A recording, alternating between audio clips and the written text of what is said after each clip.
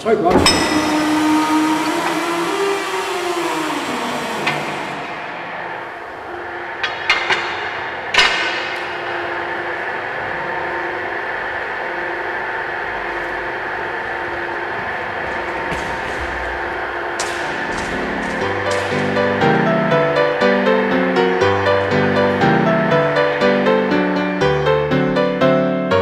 Siden 1908 har Torsbro Vandværk forsynet København med frisk drikkevand. Behovet for øgede mængder af vand til hovedstaden opstod i slutningen af 1800-tallet, da befolkningstilvæksten steg eksplosivt, og man blev klar over, at ordentlig kloakering var nødvendig for at holde koleraepidemier for døren. I årene frem til århundredeskiftet steg byens vandforbrug fra 2,5 til 11 millioner kubikmeter årligt. Dette behov kunne Københavns omkringliggende søer langt fra at dække, så derfor måtte Københavns vandforsyning søge ud i oplandet for at finde nye vandressourcer. Københavns vandforsyning, som blev startet i 1859, blev i slutningen af 1800-tallet klar over, at de skulle bruge meget mere vand. Så man begyndte at undersøge, hvor var der vand henne.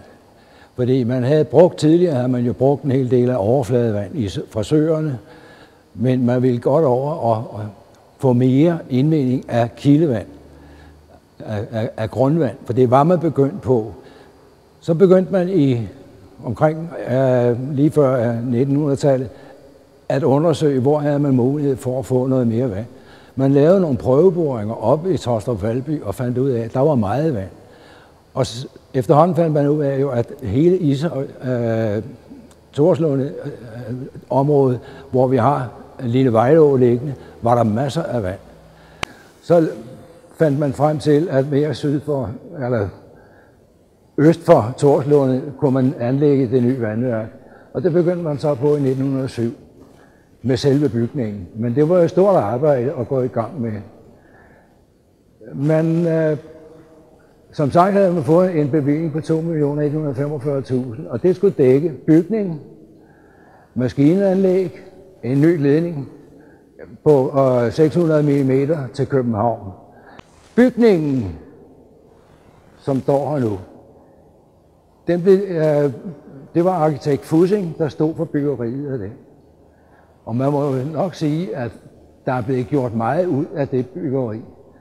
Fordi når man ser den store hal, som det er, så må man jo sige, at det har været et stort byggeri, der er lavet ved hjælp af håndkraft. Men man har været meget, meget forudseende med hensyn til dimensioneringen af det, således at man havde plads til at udvide, således at man kunne øge indvindingen. Men når man kigger på selve det indre i bygningen, så må man sige, at den er køn, fordi man har offret glaseret sten, og man har offret noget udsmykning oppe i kanterne hele vejen rundt.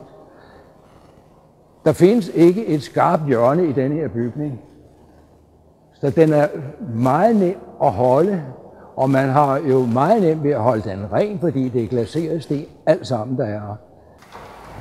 Den her søjle, det er jo igen et tegn på, at man dengang man byggede, også offrede noget på udsmykningen i sig selv. Man finder vel ikke en flottere granitsøjle og poleret søjle end den her næsten. Det er et imponerende stykke arbejde, man har lavet, og den har i gamle dage med de gamle maskiner, der stod den frit.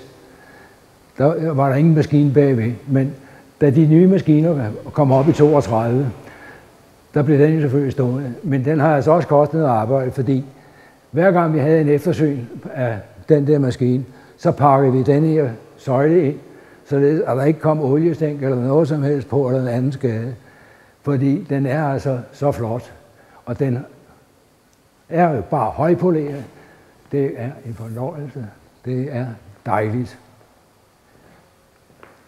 Når man kigger ned igennem, så kan man godt fornemme den der katedralfornemmelse.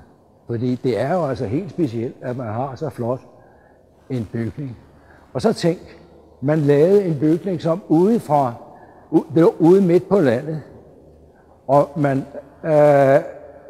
det må have været helt specielt for beboerne herude at se så stor en bygning, der rejste sig. En anden ting, der var meget specielt, det var, at man havde eget elværk. Og Det var ikke noget, der fandtes ikke el i området herude på landet. For det første elværk, det blev i København, det blev startet 1892. Og det dækkede jo selvfølgelig kun det centrale København. Men herude, der fik man elværk med store akkumulatorrum, således at man havde eldrevne pumper som servicepumper til kølevand til maskiner.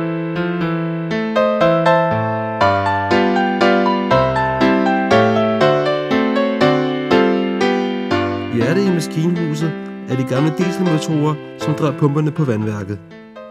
Da indpumpningen af frisk drikkevand til København blev påbegyndt den 26. september 1908, bestod maskinanlægget af moderne BRV-motorer, der trak 2 brøndpumper samt 2 pumper, som sendte vandet til København.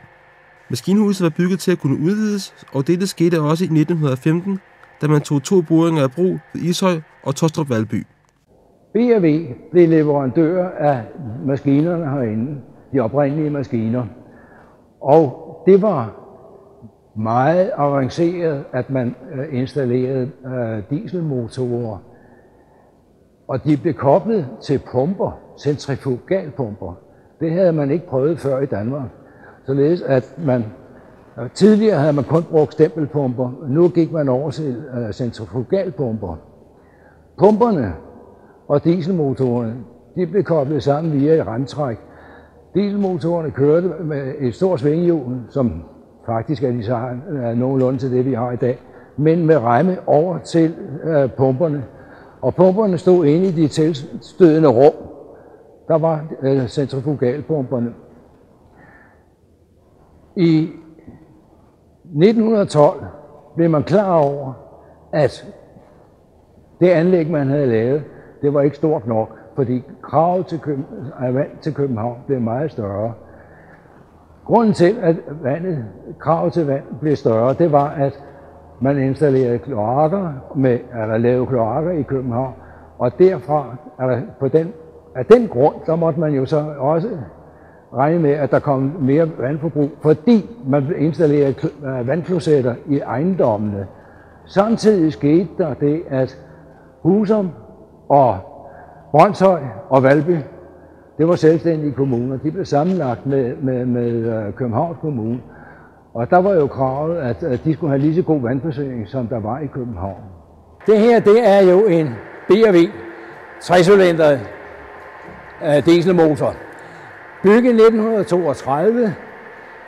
Og vi har været så heldige, at vi har haft mulighed for at lave denne her maskine som en slags demomodel, for at man kan se, hvor stor maskinen er indvendigt, og hvordan den ligger og kører lige så stille og roligt rundt. Ved normal drift, der havde den en omdrejningshastighed på, altså der løb noget med 150 omdrejninger i minuttet. Maskinen trak via gearkasse pumpen herhenne, således at vi pumpede vand ind. Og det var som sagt centrifugalpumper. Maskinerne i sig selv var jo i forhold til de, der havde stået, meget nemmere at arbejde med. De oprindelige maskiner var med trykluftforstødning. Det siger ikke ret meget for mange mennesker, men det var en løsning på drift af diesel, som gav visse problemer. For lige pludselig så kunne der være en ventil, der stod af. Den her drift med trykforstødning, den var så stabil, så maskinerne kunne køre lang tid. I starten, der kørte de på den olie, vi brugte, der kunne den køre i 2500 timer. Efterhånden så skete der det, at olien blev bedre og bedre. Så det endte med, at vi kunne køre i 7000 timer, uden at skifte olie, før vi skulle skifte olie. I de sidste åringer var det sådan, at for hver 10.000 timer cirka, der lavede vi et hovedeftersyn på maskinen. Det vil sige, at vi stoppede maskinen, tappede olie af, tappede vand af, og begyndte at skille den ad. Og det vil sige krumtap af lejrene, stemplerne ud. Og det var altså stort arbejde. Det var noget af det, der var med de store nøgler og så forhammer og så taljer på. Vi har jo en kran, som vi kunne løfte stemplerne op og fire dem ned, så de kunne komme ned, og vi kunne få dem ud.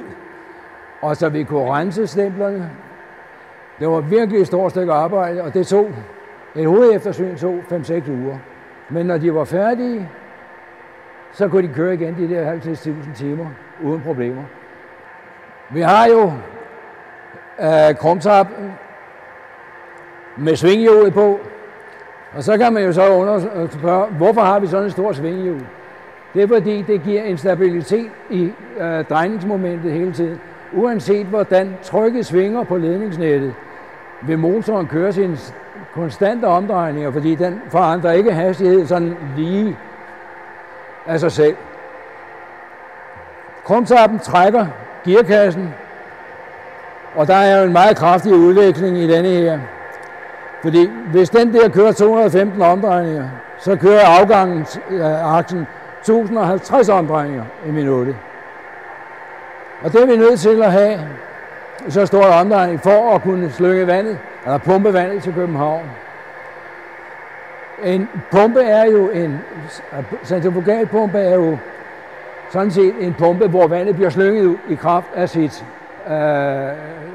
den hastighed, den har.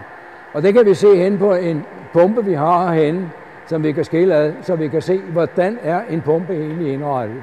Det her, det er en pumpe, vi har fået nede fra Lejre. Den hører til den maskine der. Den stod bare nede i kælderen. Men den er jo et eksempel på, hvad vi egentlig lavede. Fordi med mellemrum, så tog vi jo og skilte pumperne ad.